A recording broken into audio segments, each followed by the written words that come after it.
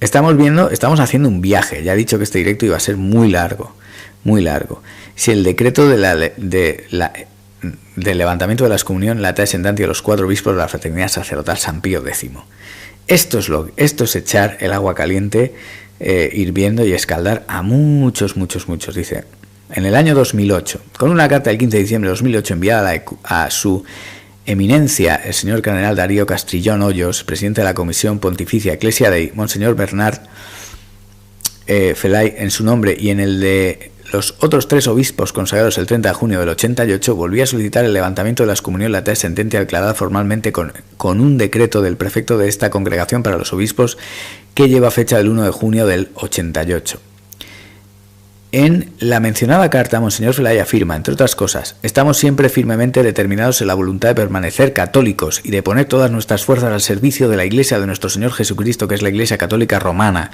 Aceptamos sus enseñanzas con espíritu filial, creemos firmemente en el primado de Pedro y en sus prerrogativas y por ello nos hace sufrir mucho la situación actual. Eso para que todos los que dicen que la Fraternidad Sacerdotal San Pío X es cismática, ¿vale?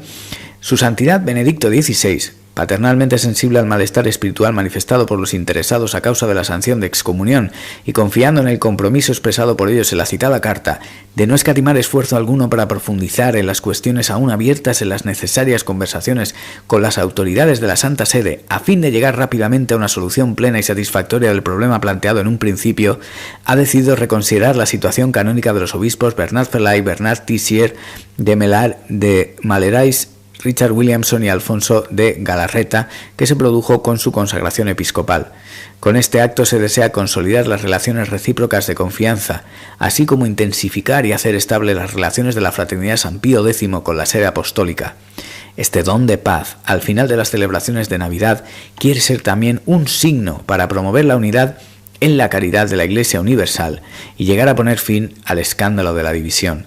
Es de desear que tras este paso se realice solícitamente la plena comunión de toda la Fraternidad San Pío X con la Iglesia, testimoniando así auténtica fidelidad y un verdadero reconocimiento del magisterio de la autoridad del Papa con la prueba de la unidad visible.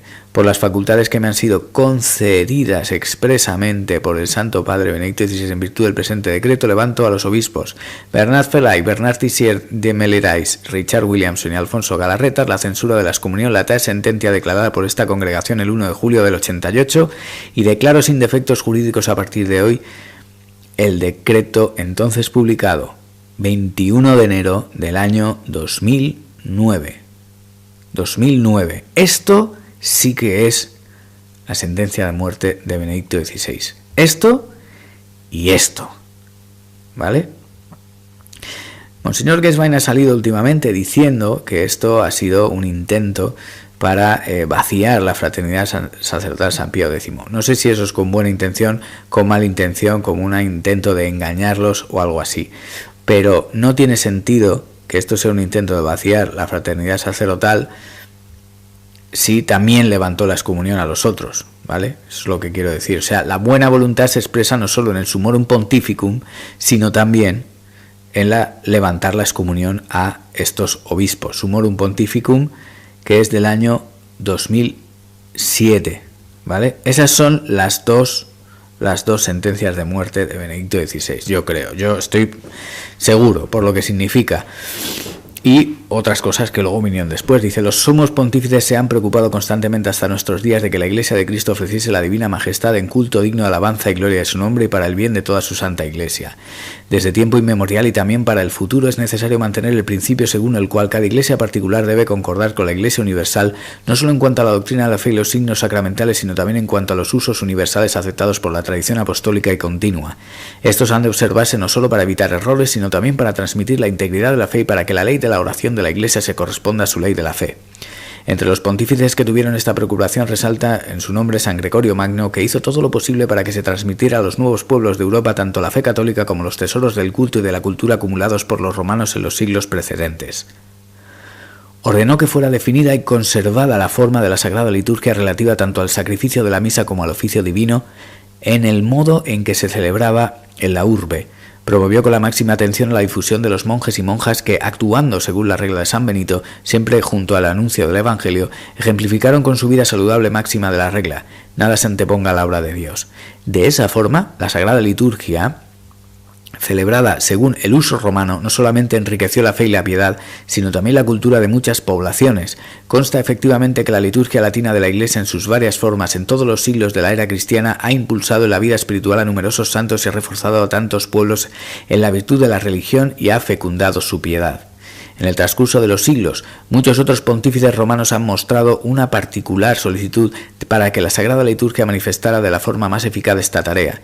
Entre ellos destaca San Pío V, que animado por gran celo pastoral tras la exhortación del Concilio de Trento, renovó todo el culto de la Iglesia, revisó la edición de los libros litúrgicos enmendados y, renovados según la norma de los padres, los puso en uso en la Iglesia latina. Entre los libros litúrgicos del rito romano resalta el misal romano, que tuvo su desarrollo en la ciudad de Roma y que, poco a poco, con el transcurso de los siglos, tomó formas que tienen gran semejanza con las vigentes en tiempos más recientes. Este mismo objetivo fue perseguido por los romanos pontífices a lo largo de los siglos siguientes, asegurando la puesta al día, definiendo los ritos y los libros litúrgicos y emprendiendo desde el comienzo de este siglo una reforma más general. Así actuaron nuestros predecesores Clemente VIII, Urbano VIII, San Pío X, Benedicto XV, Pío XII y el Beato Juan XXIII. En tiempos recientes el Concilio Vaticano II expresó el deseo de que la debida y respetuosa reverencia respecto al culto divino se renovase de nuevo y se adaptase a las necesidades de nuestra época. Movido por este deseo, nuestro predecesor, el sumo pontífice Pablo VI, aprobó en el 70 para la Iglesia latina los libros litúrgicos reformados y en parte renovados. Estos, traducidos a las diversas lenguas del mundo, fueron acogidos de buen grado por los obispos, sacerdotes y fieles. Juan Pablo II revisó la tercera edición típica del misal romano. Así, los romanos pontífices se han ocupado de que esta especie de edificio litúrgico apareciese nuevamente esplendoroso por dignidad y armonía. En algunas regiones, sin embargo, no pocos fieles adhirieron y siguen adhiriéndose con mucho amor y afecto a las anteriores reformas litúrgicas que habían impregnado su cultura y su espíritu de manera tan profunda, que el sumo pontífice Juan Pablo II, movido por la preocupación pastoral respecto a estos fieles en el año 84, con el indulto especial Quator Abnic Annos, emitido por la Congregación para el Culto Divino, concedió la facultad de usar el misal romano editado por el Beato Juan XXIII en el año 62. Más tarde, en el 88, con la Carta Apostólica Ecclesia Dei, dada en forma de motu propio, Juan Pablo II exhortó a los obispos a utilizar amplia y generosamente esta facultad en favor de todos los fieles que la solicitasen. Después de la consideración por parte de nuestro predecesor Juan Pablo II de las insistentes peticiones de estos fieles, tras haber escuchado a los padres cardenales en el consistorio el 22 de marzo del 2006 y haber reflexionado profundamente sobre cada uno de los aspectos de la cuestión, invocando al Espíritu Santo y contando con la ayuda de Dios, con la presente carta apostólica establecemos lo siguiente. Artículo 1. El misal romano promulgado por Pablo VI es la expresión ordinaria de la Lex Orandi de la Iglesia Católica del rito latino. No obstante, el misal romano promulgado por San Pío V y nuevamente por el Beato Juan XXIII debe considerarse como la expresión extraordinaria de la misa Lex Orandi y gozar del respeto debido por su uso venerable y antiguo. Estas dos expresiones de la Lex Orandi de la Iglesia en modo alguno inducen a una división de la Lex Crescendi de la Iglesia. En efecto, son dos usos del único rito romano. Por eso es lícito celebrar el sacrificio de la misa según la edición típica del misal romano promulgada por Juan XXIII en el 62, que nunca se ha abrogado como forma extraordinaria de la liturgia de la Iglesia. Las condiciones para el uso de este misal establecidas en los documentos anteriores se sustituirán para establecer lo de a continuación. Artículo 2. En las misas celebradas sin el pueblo, todo sacerdote católico de rito latino, tanto secular como religioso, puede utilizar tanto el misal romano editado por el Beato Juan XXIII del 62 como el misal romano promulgado por el Papa Pablo VI en el 70, en cualquier día, exceptuando el triduo sacro. Para dicha celebración, siguiendo uno u otro misal, el sacerdote no necesita permiso alguno de la sede apostólica ni de su ordinario. Las comunidades de los institutos de vida consagrada y las sociedades de vida apostólica, tanto de derecho pontificio como diocesano, que deseen celebrar la Santa Misa según la edición del misal romano promulgado en el 62 en la celebración conventual o comunitaria en sus oratorios propios, pueden hacerlo. Si una sola comunidad o un entero instituto o sociedad quiere llevar a cabo dichas celebraciones a menudo, habitualmente o permanentemente, la decisión compete a los superiores mayores según las normas de derecho y según las reglas y los estatutos particulares. A la celebración de la Santa Misa a la que se refiere el artículo 2 también pueden ser admitidos los fieles que lo pidan voluntariamente. En las parroquias donde haya un grupo estable de fieles adherentes a la precedente tradición litúrgica, el párroco acogerá de buen grado su petición de celebrar la Santa Misa según el rito del misal romano del 62. Debe procurar que el bien de estos fieles se armonice con la intención pastoral ordinaria de la parroquia, bajo la guía del obispo, como establece el canon 392, evitando la discordia y favoreciendo la unidad de toda la Iglesia. La celebración según el misal del Beato Juan XXIII puede tener lugar en día ferial, los domingos y las festividades pueden haber también una celebración de este tipo.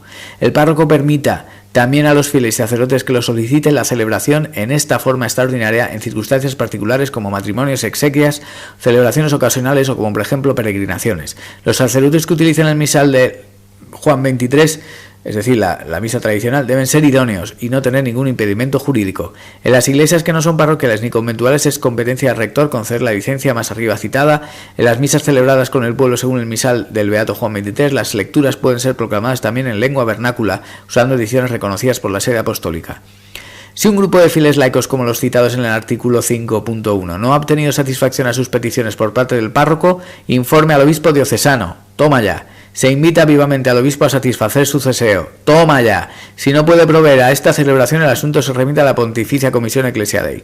El obispo, que desea responder a estas peticiones de los fieles laicos, pero que por diferentes causas no puede hacerlo, puede indicarlo a la Comisión Ecclesiae que la aconseje y le ayude.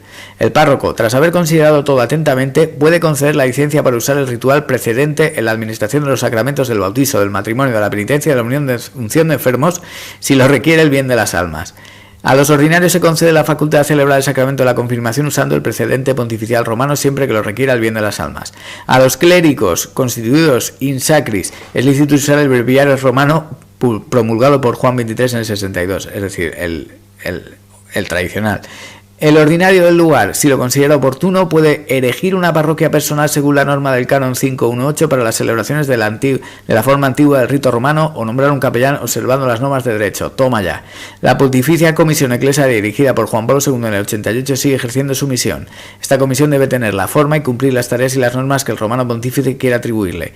La misma comisión, además de las facultades de las que ella goza, ejercerá autoridad de la Santa Sede vigilando sobre la observancia y aplicación de estas disposiciones.